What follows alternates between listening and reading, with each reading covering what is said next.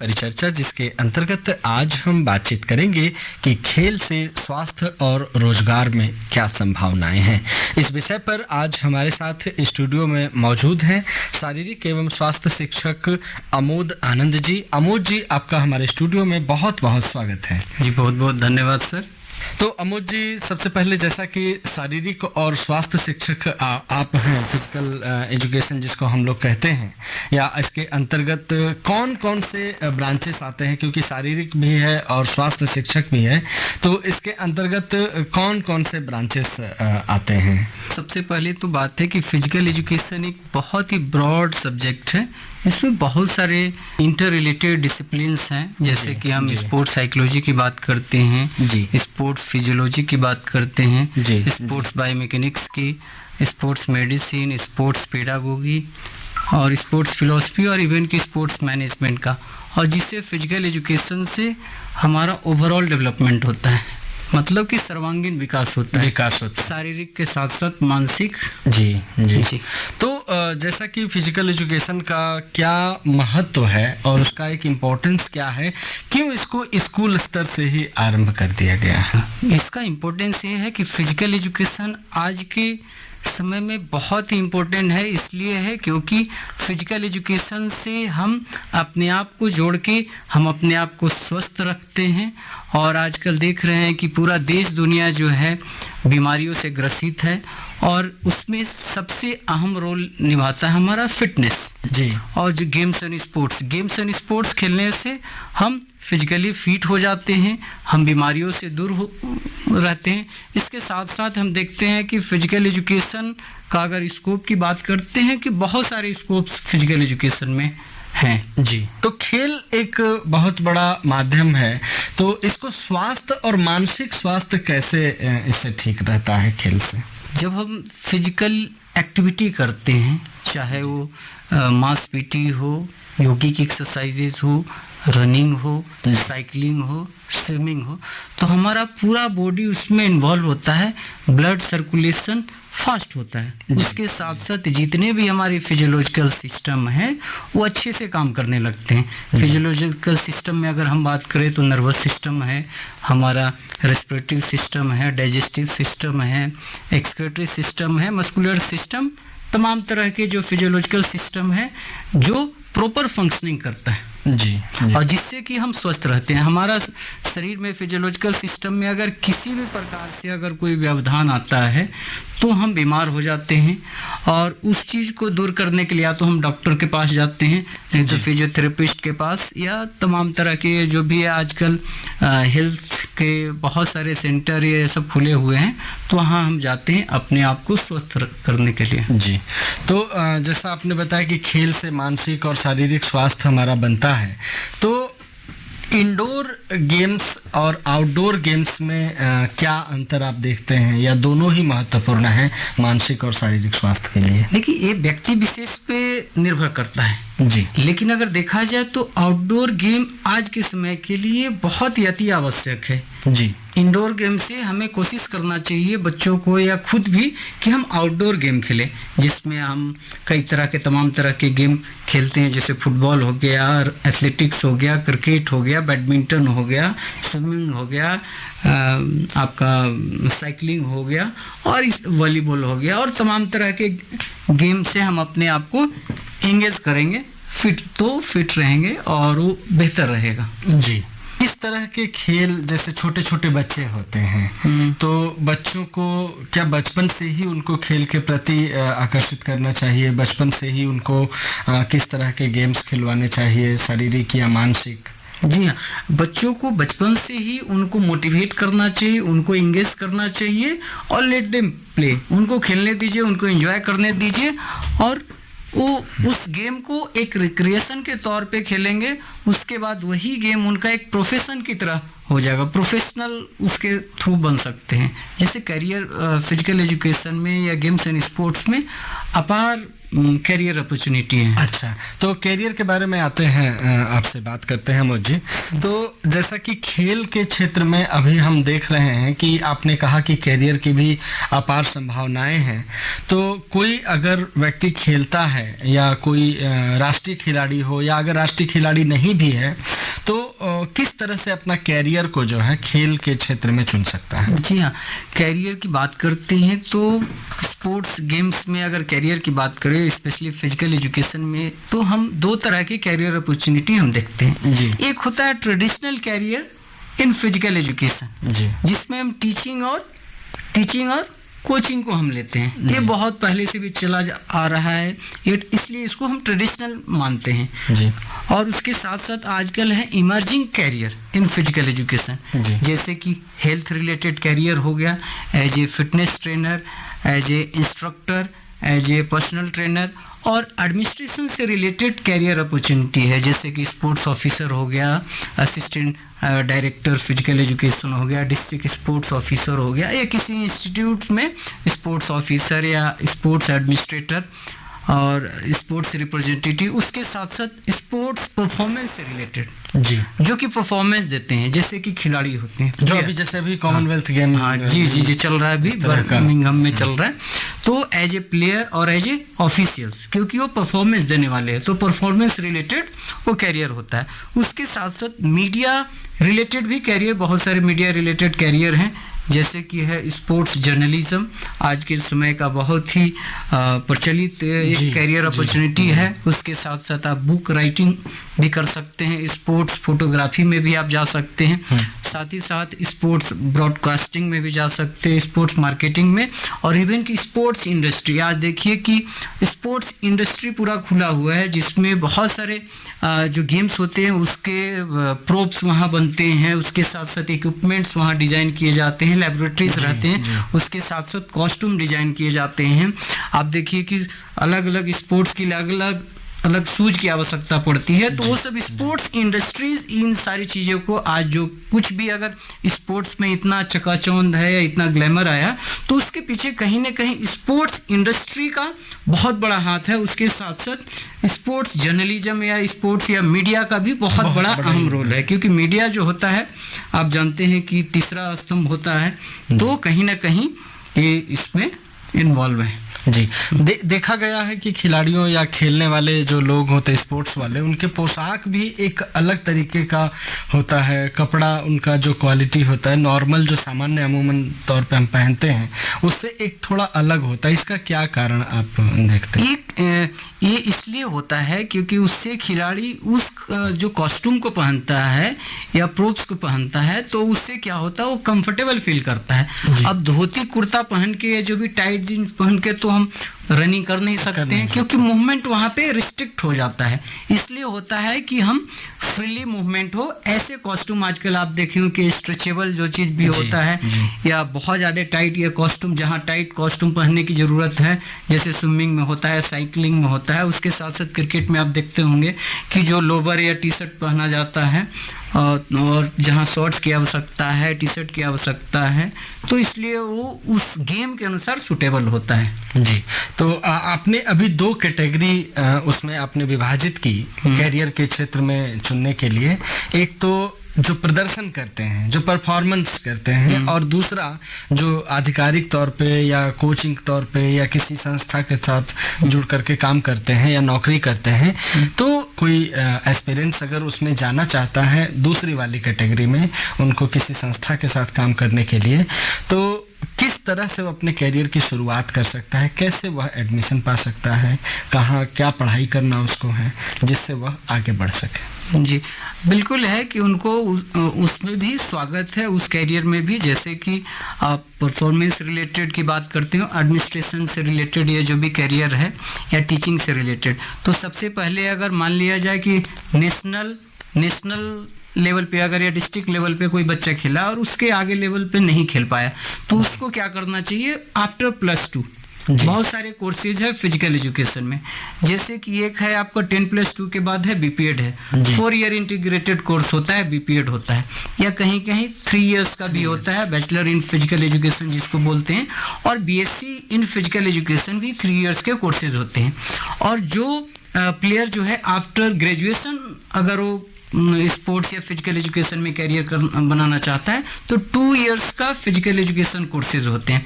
उसके बाद 2 इयर्स का मास्टर्स कोर्सेज भी होते हैं, एमपीएड जिसको बोलते हैं, मास्टर ऑफ फिजिकल एजुकेशन, जो बहुत सारे इंस्टीट्यूट ये सब कोर्सेज करवाते हैं। उसके साथ साथ आप मास्टर इन फिलॉसफी कर सकते हैं, डॉक्टर इन फिलॉसफी कर सकते हैं। इसके साथ साथ कोचिंग में भी कैरियर आप बना सकते हैं आफ्टर 10+2 अगर आपके पास है तो, और आपने ऑल इंडिया यूनिवर्सिटी या नेशनल खेला है तो उसके बाद आप कोचिंग में भी आप जा सकते हैं। जैसे बहुत सारे साई सेंटर हैं जहाँ पे डिप्लोमा इन कोचिंग करवाया जाता है, जो कि 18 मंथ का कोर्स होता है, तो उसके थ्रू आप एक रजिस्टर्ड सर्टिफाइड कोच बन जाते हैं। इसके साथ साथ बहुत सारे फिटनेस के कोर्सेज होते हैं, डिप्लोमा इन फिटनेस मैनेजमेंट होता है, स्पोर्ट्स जर्नलिज्म का भी डिप्लोमा होता है, कोर्सेज होते हैं, ये सारे उसमें कोर्सेज होते हैं। जी, अगर कोई बच्चा जो है वह स्टेट लेवल या डिस्ट्रिक्ट लेवल नहीं खेला है और उससे अगर जाना है, बीपीएड करना है, उससे अगर फिजिकल एजुकेशन के क्षेत्र में जाना है तो वह किस तरह से आगे बढ़ सकता है? जी हाँ, बिल्कुल बढ़ सकता है। उसको इंटर स्कूल लेवल पे कोई ना कोई उसका सर्टिफिकेट होना चाहिए पार्टिसिपेशन का या पोजीशन का, तो वो एलिजिबल होता है। अच्छा, आफ्टर 10+2 कि इंटर स्कूल लेवल पे या इंटर डिस्ट्रिक्ट पे अगर उसका पार्टिसिपेशन हो। हाँ, अलग बात है कि अगर आपके मेडल्स हैं नेशनल में है तो उसके आपके मार्क्स मिलते हैं, वेटेज दिया जाता है, तो उनको भी, और उसके साथ साथ आपके रिटन एग्जाम्स भी होते हैं। तो अभी आपने कई तरह के डिग्री और डिप्लोमा कोर्सेज के बारे में बताया, कौन कौन से जो संस्थान हैं जो इस तरह के डिग्री और डिप्लोमा कोर्सेज फिजिकल एजुकेशन में आमंत्रित करते हैं या उनको विद्यार्थियों को प्रदान करते हैं? जी हाँ, बिल्कुल, बहुत सारे ऐसे भारतवर्ष में बहुत सारे ऐसे प्रेस्टिजियस इंस्टीट्यूट है जो कि फिजिकल एजुकेशन और स्पोर्ट्स के कोर्सेज आपको ऑफर करते हैं। जैसे कि आप एक बहुत इंस्टीट्यूट में अगर नाम लेते हैं, कुछ नामी अगर इंस्टीट्यूट के नाम लेते हैं तो उसमें आपका LNIP है, Lakshmi national institute of physical education Gwalior, वहाँ वो आपका हो गया। उसके साथ साथ आपका Lakshmi national institute of physical education आपका गुवाहाटी में भी है। इसके साथ साथ उसी का ब्रांच है? जी हाँ, सेम LNIP का ही ब्रांच है। और उसके साथ साथ LNCP त्रिवेंद्रम भी है जो कि केरला में है, वहाँ भी BPED, MPED और MPhil और PhD कोर्सेज होते हैं। इसके साथ साथ ये गवर्नमेंट, जी गवर्नमेंट जितने भी IGIPS Indira Gandhi institute of physical education new Delhi, उसके साथ साथ YMCA college of physical education आपका मद्रास चेन्नई, इसके साथ साथ आपका HBPM हनुमान व्यायाम प्रसारक मंडल अमरावती है, Christian college of physical education, government college of physical education Patiala, और बहुत सारे सेंट्रल यूनिवर्सिटीज़ हैं जो भी फिजिकल एजुकेशन कोर्सेज ऑफर करते हैं। जहाँ के डिपार्टमेंट ऑफ फिजिकल एजुकेशन है उसमें आपके एक नाम है बनारस हिंदू यूनिवर्सिटी, काशी हिंदू विश्वविद्यालय में डिपार्टमेंट ऑफ फिजिकल एजुकेशन है, जहाँ की BPED, MPED, MPhil और PhD कोर्सेज होते हैं। इसके साथ साथ आपके अलीगढ़ मुस्लिम यूनिवर्सिटी हो गया, इलाहाबाद यूनिवर्सिटी हो गया, पंडित रविशंकर शुक्ला यूनिवर्सिटी हो गया, गुरु घासीदास सेंट्रल यूनिवर्सिटी हो गया, उसके साथ साथ आपके पांडिचेरी यूनिवर्सिटीज़ हो गया। ऐसे तमाम तरह के इंस्टीट्यूट है, चौधरी चरण सिंह यूनिवर्सिटी मेरठ है, और उसके साथ साथ स्वर्णिम गुजरात स्पोर्ट्स यूनिवर्सिटी गांधीनगर में, जो कि एक स्पेशली जो है स्पोर्ट्स के लिए है। उसके साथ साथ अगर हम और भी इंस्टीट्यूट के नॉर्थ ईस्टर्न रीजन में, हाँ, नॉर्थ ईस्टर्न रीजन में देखें, नॉर्थ ईस्टर्न रीजन में अगर हम बात करते हैं तो श्री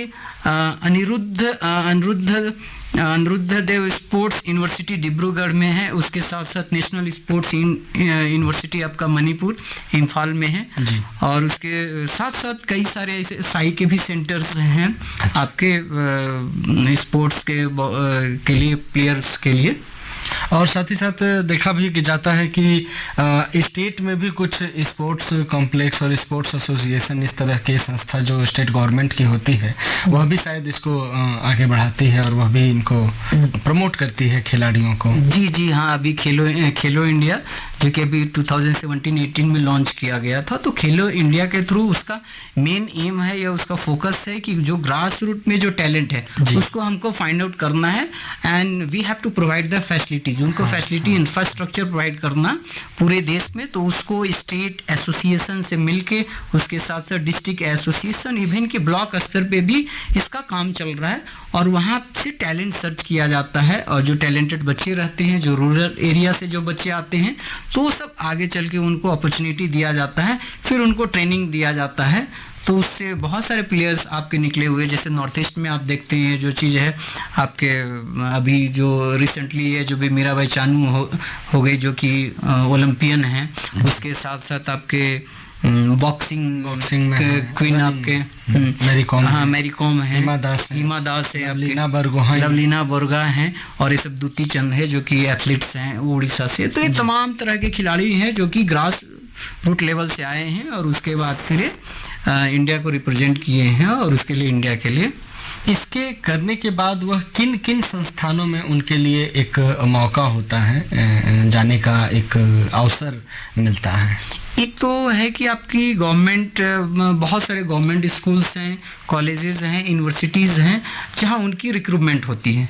जैसे फिजिकल एजुकेशन टीचर की बात करते हैं, तो सारे स्कूल्स, चाहे वो सरकारी स्कूल हो या प्राइवेट स्कूल हो, हर स्कूल में एक फिजिकल एजुकेशन या स्पोर्ट्स टीचर होता है, जिसकी रिक्रूटमेंट हर जगह, मतलब हर सारे स्टेट्स में, पूरे भारत वर्ष में की जाते हैं। हाँ, उसके साथ साथ होते हैं पीटीआई होते हैं, फिजिकल ट्रेन इंस्ट्रक्टर होते हैं, पीटी होते हैं, फिजिकल ट्रेनर होते हैं, योगा इंस्ट्रक्टर होते हैं। आज के समय में योगा जो है एक कैरियर अपॉर्चुनिटी बन गया है, लोग योग पे काफ़ी ध्यान दे रहे हैं।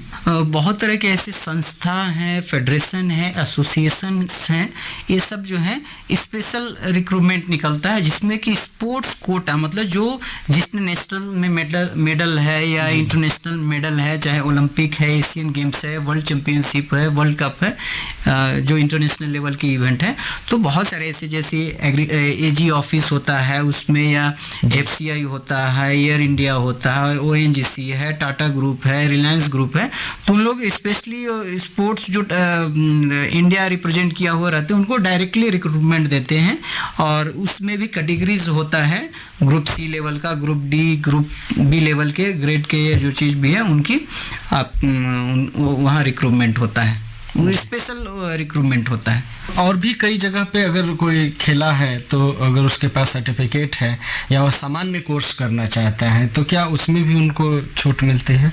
हाँ, जो स्पेशल प्लेयर्स हैं उनको वहाँ पे वेटेज दिया जाता है, जो इंटरनेशनल खेला है तो उनको डायरेक्ट ट्रायल बेसिस पे डायरेक्ट उनको लिया जाता है। बहुत सारे इंस्टीट्यूट में इवन के एडमिशन के प्रोसेस में भी जो स्पेशल, मतलब प्लेयर्स जिनका अचीवमेंट रहता है, उनके लिए स्पेशली डायरेक्ट एडमिशन मिलता है, जो इंटरनेशनल इंडिया खेला है तो उनके लिए। जी, तो और जैसा आपने अभी कहा था कि जो परफॉर्मेंस वाला, ये तो हमारा एक भाग था, दूसरा भाग था जो परफॉर्मेंस वाला, तो मुझे लगता है, या आप क्या कहते हैं कि परफॉर्मेंस वाला मार्ग ज़्यादा कठिन है, या इधर व्यक्तिगत संस्थाओं में जाने वाला मार्ग ज़्यादा कठिन? देखिए, कोई मार्ग कठिन नहीं है जी, दोनों ही सेम है, बस जज्बा होना चाहिए। अगर हम प्रोफेशनल अगर परफॉर्मेंस देना चाहते हैं एज ए प्लेयर और एज ए ऑफिशियल्स, तो we should give concentration, we should give your determination, dedication। अगर उस कार्य को करते हैं हर जगह, चाहे परफॉर्मेंस देना है या फिर आपको एडमिनिस्ट्रेटर बनना है, तो कहीं ना कहीं डेडिकेशन की आवश्यकता है। प्लेयर को ट्रेनिंग है तो ट्रेनिंग प्रॉपर करना पड़ेगा, एडमिनिस्ट्रेटर है तो उसको प्रॉपर एडमिनिस्ट्रेशन के साथ मिल के काम करना होगा, ये सारी चीज़ें हैं, तो दोनों बराबर ही है। आप अमोद जी, जिस संस्था में आप अभी कार्यरत हैं, जो उस संस्था में आप कौन कौन सी एक्टिविटीज़ करते हैं बच्चों के शारीरिक और मानसिक विकास के लिए? एक तो होता है कि जैसे हम स्कूल में काम करते हैं तो हम एक मॉर्निंग असेंबली जो होती है, पहली शुरुआत ही होती है फिजिकल एक्टिविटी से, जिसमें आपके ड्रिल, एक मास पीटी ड्रिल होता है, उसके साथ साथ कदम ताल, और उसके साथ साथ योगिक एक्सरसाइजेज होता है। फिर उसके बाद जब गेम्स के पीरियड होते हैं तो बच्चों को गेम से पहले उनको वार्म अप करवाते हैं, उसके बाद उनको गेम की जो टेक्निक होती है, जो स्किल्स होते हैं, उनको इंट्रोड्यूस करते हैं, उनको एक्सप्लेन करते हैं, उसके बाद बच्चे को खेलने देते हैं, फिर उसके बाद उनको मैचेस खिलवाते हैं, फिर उसके बाद इंटर हाउस कॉम्पिटिशन होता है, फिर इंटर हाउस कॉम्पिटिशन से बच्चे जो होते हैं स्कूल को रिप्रेजेंट करते हैं, फिर इसी तरीके से वो फिर नेक्स्ट लेवल के लिए जाते हैं। जी, ऐसा देखा गया है और हम लोग भी जब स्कूल में पढ़ते थे तो उस समय सालाना गेम हुआ करता था, सालाना जो खेलकूद हुआ करता था उसमें सभी बच्चे भाग लेते थे और एक दिन पूरे होल डे एक दिन फाइनल होता था। तो उसका भी उद्देश्य कहीं ना कहीं यही रहा हो कि बच्चों का मानसिक और शारीरिक विकास स्कूल के स्तर से ही आरंभ से हो। जी हाँ, बच्चों को देखा गया कुछ बच्चे जो होते हैं एकेडमिक में अच्छे होते हैं, कुछ बच्चे जो होते हैं एक्स्ट्रा करिकुलम एक्टिविटीज़ में होते हैं, तो स्पोर्ट्स में होते हैं। तो देखा गया है कि स्पोर्ट्स के जो बच्चे होते हैं, एनुअल स्पोर्ट्स इसलिए करवाया जाता है कि उसमें बच्चों का मास पार्टिसिपेशन हो, सभी लोग पार्टिसिपेट करें। तो अलग अलग इवेंट वहाँ पे ऑर्गेनाइज किए जाते हैं, अलग अलग टीम इवेंट होते हैं, इंडिविजुअल इवेंट होते हैं, तो हर को अपना टैलेंट दिखाने का मौका मिलता है। एग्जाम्स आप देखते हो कि ईयरली एग्जाम्स उस जमाने में हुआ करता था, आजकल हाफ ईयरली होता है, पीरियोडिक होता है, यूनिट टेस्ट होता है। तो उसी तरीके से ये जो चीज़ है कि वो भी बहुत ज़रूरी है और उससे बच्चों को एक एक्सपोजर मिलता है, जी, उनको एक अपने और मोटिवेशन मिलता है, जी, इनकरेजमेंट मिलता है। तो बच्चों को लेकर आप लोग कहीं बाहर भी खेलने के लिए जाते हैं या इंटर स्कूल ही केवल यहीं पर अंतर ही होता है? नहीं, बिल्कुल बाहर बच्चों को लेके जाते हैं और उसमें बच्चे जो होते हैं आपके इंटर स्कूल के बाद उनका जोनल बेसिस पे कंपटीशन होता है, फिर उसके साथ साथ नेशनल्स होते हैं, फिर उसके बाद खेलो इंडिया के लिए उनका सिलेक्शन होता है। अगर उसमें से कोई स्पेशल अगर बच्चा हो जो अच्छा टैलेंटेड हो तो ऑब्वियसली उसको खेलो इंडिया, फिर उसके बाद वो इंडिया के लिए रिप्रेजेंट करता है। तो जो चीज़ हो ग्रास रूट से स्कूल लेवल से जितने भी टैलेंट जाते हैं स्कूल लेवल से जाते हैं। कोई आपके जीवन की ऐसी घटना, आप इतने लंबे समय से कार्यरत हैं, आपके जीवन की कोई ऐसी घटना जिस बच्चे को आपने तैयार किया हो और वह उस जगह पे पहुंचा हो, ऐसा कोई मूवमेंट, ऐसा कोई घटना जो आपको हमेशा याद रहे या याद है अभी? जी हाँ, हम जब स्टार्टिंग में जब ने करियर का मैंने शुरुआत किया था एक प्राइवेट स्कूल से, उड़ीसा में एक संस्था है विकास ग्रुप ऑफ इंस्टीट्यूशन, उसमें हमने कई सारे बच्चों को तैयार किया था, क्रिकेट के बच्चों को, और उन्होंने क्रिकेट इंटर डिस्ट्रिक्ट को रिप्रेजेंट किए। उसके बाद उन्होंने स्टेट को रिप्रेजेंट किया, अंडर 19 उड़ीसा टीम के लिए रिप्रेजेंट किया। अच्छा जी हाँ, तो अंडर 19 और जी। तो वह मूवमेंट कैसा था आपके लिए, आपके संस्था के लिए?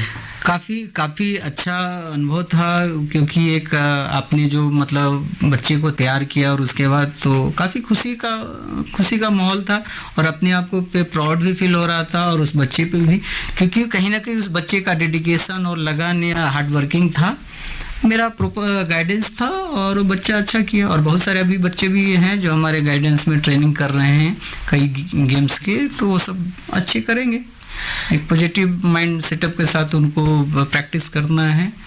तो सरकार का सहयोग कितना मिलता है इन सब एक्टिविटीज में और आरंभ से बच्चों को तैयार करने? जी हाँ, सरकार का पूरा 100% सहयोग मिलता है। जो चीज़ भी फैसिलिटी से रिलेटेड हो, चाहे इक्विपमेंट्स हो, आपके इंफ्रास्ट्रक्चर हो, ग्राउंड्स हो, तो सरकार हमेशा, और उसके साथ साथ स्पोर्ट्स के लिए फंड भी सारे स्कूल्स में रहते हैं और आपको उसको यूटिलाइज करने हैं उसके अनुसार। जी, तो बहुत ही महत्वपूर्ण जानकारियों से आपने हम सबों को, हमारे श्रोताओं को और हमारे जो आज इस कार्यक्रम को सुन रहे हैं बच्चे या जो भी सुन रहे हैं श्रोता, सबके लिए आपने महत्वपूर्ण जानकारी प्रदान की। अमोद जी, आपका हमारे स्टूडियो में आने के लिए हमारी तरफ से, हमारे श्रोताओं की तरफ से बहुत बहुत आभार, बहुत बहुत धन्यवाद। जी, बहुत बहुत धन्यवाद। श्रोताओं, हम बातचीत कर रहे थे आज इस विषय पर कि खेल के द्वारा मानसिक और कैरियर विकास कैसे की जाए। तो इस कार्यक्रम के अंतर्गत आज हमने आपको कई सारे महत्वपूर्ण पहलू अवगत कराया, किस तरह से आप खेल को चुन करके अपने कैरियर बना सकते हैं। तो आज इस कार्यक्रम में हमारे साथ बातचीत कर रहे थे अमोद आनंद जी, शारीरिक एवं स्वास्थ्य शिक्षक। श्रोताओं, तक आप सुन रहे थे कार्यक्रम परिचर्चा, जिसके अंतर्गत आज आपने सुना शारीरिक एवं स्वास्थ्य शिक्षक अमोद आनंद जी से कि खेल के द्वारा शारीरिक और कैरियर का विकास कैसे किया जाए। बातचीत कर रहे थे डॉक्टर सुनील कुमार, प्रस्तुति थी उत्पल कांत की। अब अपने दोस्त सुनील कुमार को दीजिए दीजिए इजाज़त। फिर आपसे इसी समय इसी मीटर बैंड्स पर एक नए विशेषज्ञ और मेहमान के साथ होगी मुलाकात। तब तक के लिए नमस्कार।